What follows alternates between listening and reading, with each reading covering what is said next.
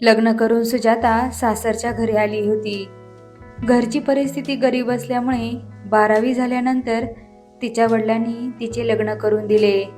कारण पुढचे शिक्षण घेण्यासाठी त्यांच्याकडे पैसे नव्हते. लग्न झाल्यानंतर तुला शिकायचे तर शिक, असे तिचे वडील तिला बोलले. सासरची परिस्थिती थोडी बरी होती. पहिले काही दिवस ठीक गेले. घरामध्ये सासू सासरे होते. मोठा असणारा दीर आणि त्याची फॅमिली बाहेरगावी राहत होते. हे 4 जण इथे राहत असत. घरची थोडीशी शेती असल्यामुळे सासू सासरे शेतीचे बघत असत. तिच्या नवऱ्याचे मोटारसायकल रिपेअरिंगचे दुकान होते. बऱ्यापैकी पैसे त्यांना या रिपेअरिंगच्या दुकानामध्ये मिळत असे. थोडे दिवस गेल्यानंतर घरामध्ये सासू सुनेची कुरबुर व्हायला सुरुवात झाली. घरात सून आल्यामुळे सासूने कामे करणे हळूहळू बंद केले. सुजाताला वाटे की आईने म्हणजे सासूबाईने थोडेफार घरकामामध्ये मदत करावी, परंतु सासू जितके हवे तितके लक्ष देत नव्हती. सकाळी सर्वात आधी उठून ती झाडू मारत असे. नंतर स्वयंपाक, भांडी, कपडे यातच तिचा सगळा वेळ जात असे. सासू फक्त तिचं आवरून शेतामध्ये कामाला जात असे. कधीकधी त्यांच्या शेतामध्ये जात असे किंवा इतर वेळेस ती दुसऱ्यांच्या शेतात देखील कामाला जात असे. संध्याकाळी शेतातून आल्यानंतर देखील ती घरातील कोणतेही काम करत नसे. आल्या आल्या ती सुजाताला म्हणे, "अगं सुजाता, 1 कप चहा बनवून आण पटकन." कामावरून आल्यानंतर पहिल्यांदा सासूबाईंना चहा लागत असे. सुजाता त्यांना चहा बनवून देत असे. त्यानंतर सासूबाई मात्र घरातील कोणतेही काम न बघता बाजूच्यांकडे गप्पा मारायला जात असे. सासूबाईंच्या वयाच्या बऱ्याच बायका शेजारी राहत होत्या. सासूबाई त्यांच्याजवळ जाऊन गप्पा मारत असे. सर्व बायका एकत्र जमल्या की सुनेच्या बद्दल बोलत असत. सर्व सासू आपल्या सुना घरात काय करतात ते सांगत बसत असत. एक दिवस कामावरून आल्यानंतर सुजाताने सासूबाईंना चहा करून दिला. तिच्या सासऱ्यांनी 2 मेथीच्या जुड्या बाजारातून आणल्या होत्या.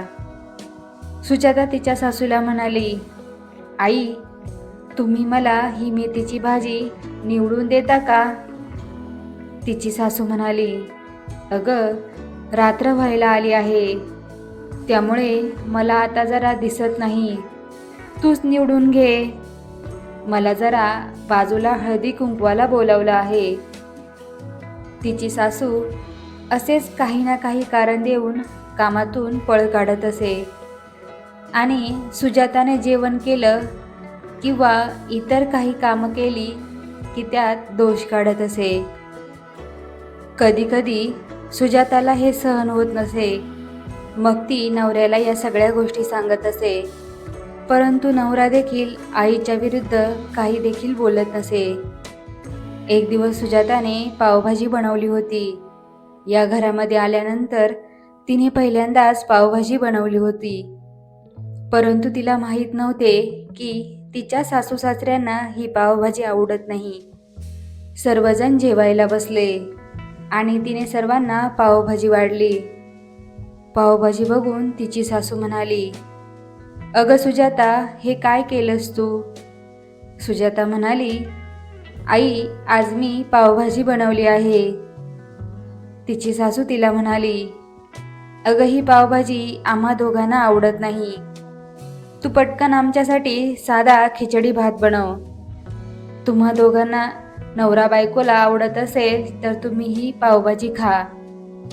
असं म्हणून तिचे सासू सासरे बाहेर निघून गेले आणि खिचडी भाताची वाट बघत बसले.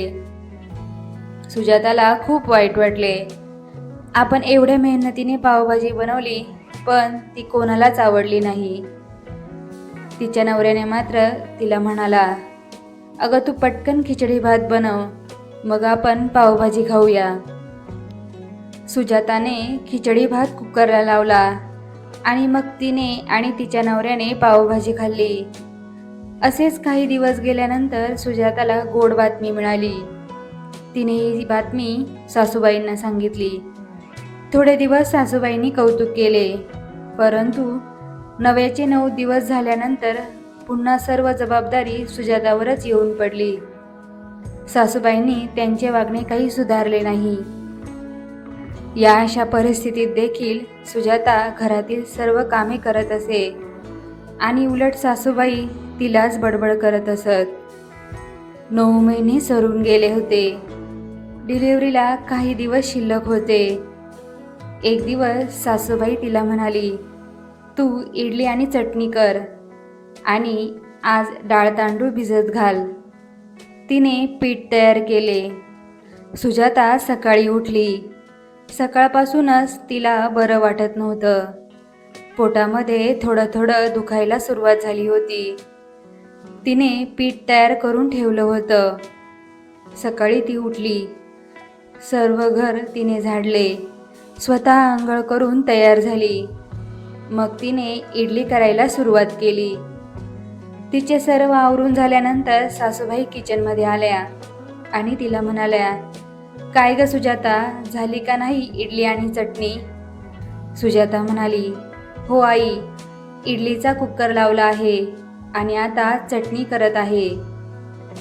सुजाताच्या पोटामध्ये दुखत होते, तरी देखील तिने सर्वांना इडली चटणी खाऊ घातली. दुपारी तिला जास्त कळा यायला सुरुवात झाली. मग तिच्या नवऱ्याने जवळ असलेल्या सरकारी दवाखान्यामध्ये तिला नेले. तिच्या आईला देखील फोन करून बोलावून घेतले. तिचे आई वडील देखील येत होते. सुजाताला डॉक्टरांनी आतमध्ये घेतले होते. असंख्य वेदना तिला होत होत्या. 9 महिने सुजाताचे अतिशय व्यवस्थित गेले होते. तिने ही सर्व ट्रीटमेंट सरकारी दवाखान्यामध्येच घेतली होती, कारण खाजगी दवाखान्यामध्ये जाण्या इतके देखील त्यांच्याकडे पैसे नव्हते. सरकारी दवाखान्यामध्ये तिला ह्या सर्व सुविधा मोफत उपलब्ध असत. सरकारी दवाखान्यामध्ये गोळ्या, औषधे आणि इतर सर्व ट्रीटमेंट देखील तिला मोफत मिळाली होती. त्यामुळे या सरकारी दवाखान्यामध्येच तिने पहिल्यापासून तिची ट्रीटमेंट घेतली होती. आतमध्ये आल्यानंतर सुजाता अतिशय घाबरली होती. आपल्या आईने आपल्याजवळ असावे असे तिला सारखे वाटत होते. बाळंतपणाच्या या वेदना ती स्वतः अनुभवत होती, परंतु मातृत्व सुखासाठी प्रत्येक स्त्रीला या वेदनेमधून जावेच लागणार होते.